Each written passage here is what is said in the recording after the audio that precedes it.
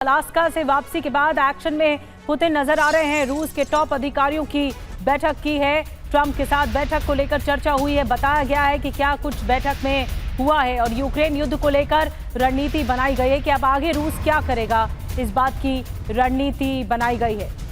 तो कूटनीतिक स्तर पर युद्ध जो है वो जारी है, लेकिन पुतिन ने अपने अधिकारियों को क्या बताया है और आगे क्या रणनीति बनाई जाएगी। ये युद्ध इतना लंबा खिंच चुका है कि अब देखना होगा कि रूस अगला कदम क्या उठाता है। आपको बता दें कि पुतिन की कूटनीति युद्ध जारी है और शांति में क्या प्रगति आएगी। दुनिया को तो संदेश है, क्या संदेश है जानिए। यूक्रेन युद्ध का स्थायी समाधान चाहिए, यानी परमानेंट सॉल्यूशन। यूक्रेन की वजह से जंग जारी है। हकीकत क्या है, यूक्रेन में भीषण हमले जारी हैं।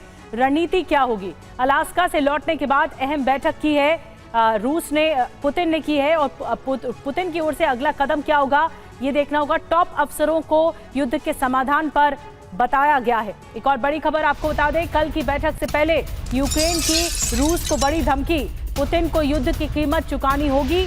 युद्ध लंबा खींचने की कीमत चुकाएंगे पुतिन, ये यूक्रेन का कहना है। यूक्रेन के विदेश मंत्री सिबिहा की बड़ी चेतावनी सामने आई है।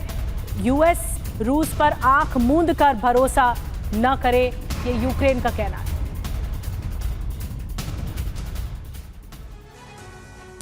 तो अमेरिका को यूक्रेन की तरफ से जो चेतावनी दी गई है यह समझना बहुत जरूरी है।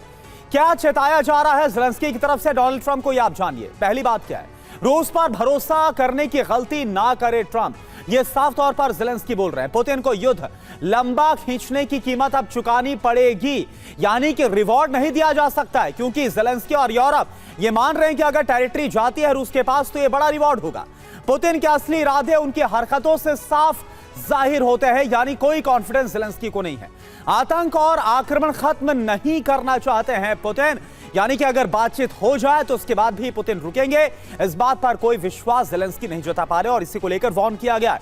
इसके अलावा शक्ति के जरिए शांति ही प्राथमिकता है, यानी कि यहां पर सिर्फ और सिर्फ मिलिट्री माइट दिखाना होगा, इसके अलावा और कोई दूसरा ऑप्शन नहीं है। डिप्लोमेसी में अभी फिलहाल ज़ेलेंस्की का कोई विश्वास नजर नहीं आ रहा। मॉस्को पर और दबाव डालना बहुत ज्यादा जरूरी है, जिसको लेकर हाल फिलहाल में अमेरिका बहुत नरम भी नजर आया।